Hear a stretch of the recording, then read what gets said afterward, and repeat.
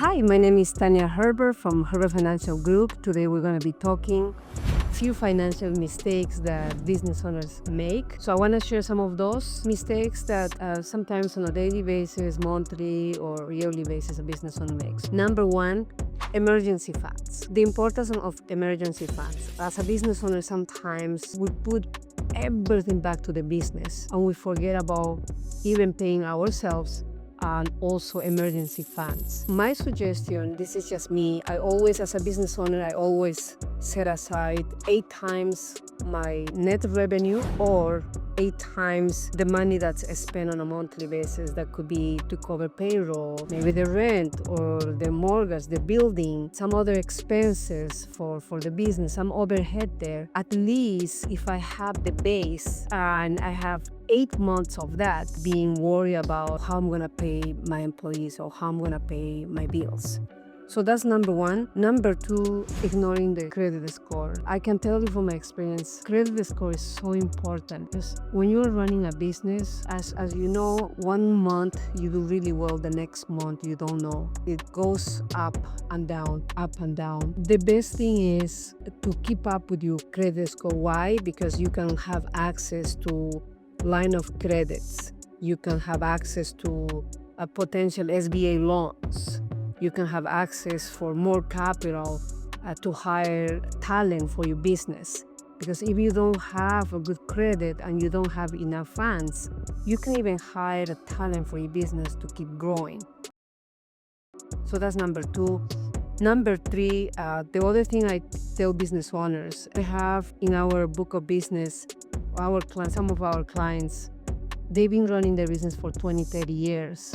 And we tell them, you need to start investing like as soon as possible. So they wait 20, 30 years, let's say, to start investing in their real estate portfolio or even owning the building, right? So that's another thing. Waiting too long to invest, not a good idea. As soon as you have a good capital, maybe some kind of down payment, start investing in different type of assets. It doesn't have to be just real estate. It could be equity, any type of stocks, mutual funds, maybe lands. That's another opportunity. Maybe you start investing in acquiring more, maybe acquiring other businesses smaller than you.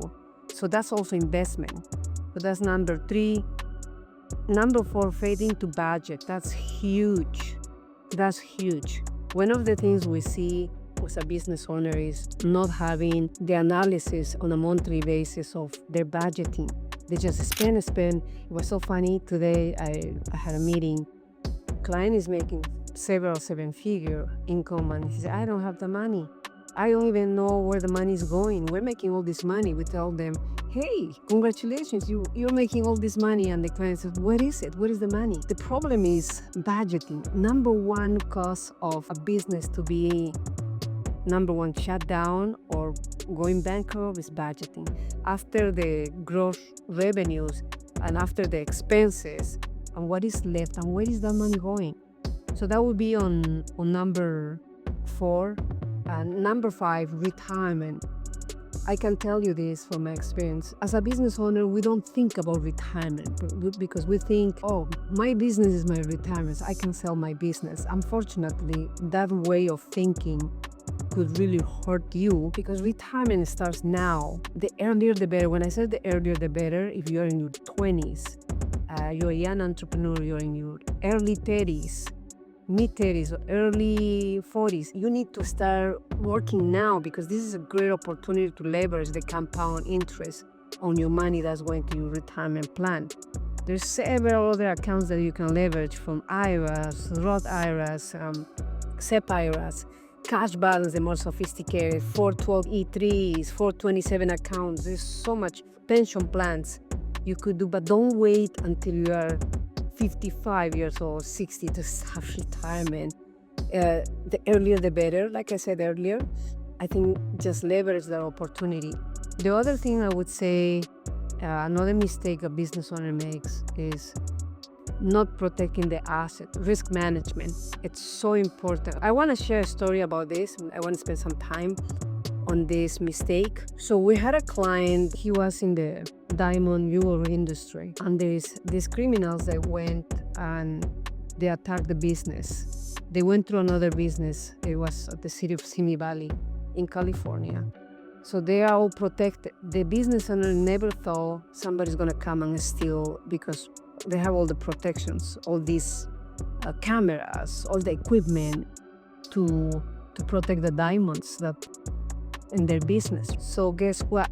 Somehow the criminals, they were able to get into the business. They took everything worth of $2 million of products. The number one thing, they lost everything. Why? Because the client didn't have insurance. Did you know that for pennies to the dollar, you can buy an insurance to protect your business, to protect your assets, to protect whatever you want to protect? They didn't spend that money, and guess what?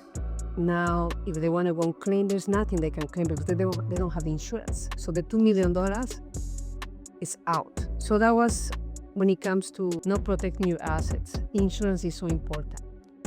For the next one would be putting off estate planning. That's also important. Like putting together, if you already a property, please, you need to have your living trust. I'm not an attorney. Go to an attorney, a professional that can help you to put together the living trust. Again, for pennies. Otherwise, all your asset, that's not only from the risk that if you get any lawsuit or somebody comes, any legal issues, you lose. You're not protected, not only on the asset side, but if something goes wrong, or God forbid something happens to you, think about it. Your family members will pay a lot of taxes.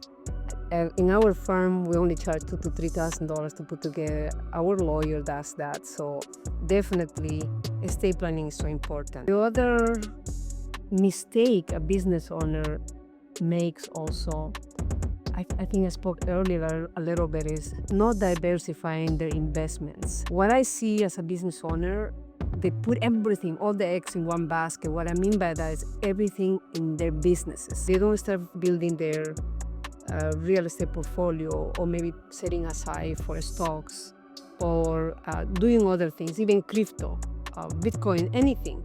They put everything. If something goes wrong with that business, they have nothing. So it's so important to diversify your portfolio. It's not just your business. I know your business is the core to generate revenues, but also at the same time, you need to take advantage of that business and start investing real estate and crypto investments and so on.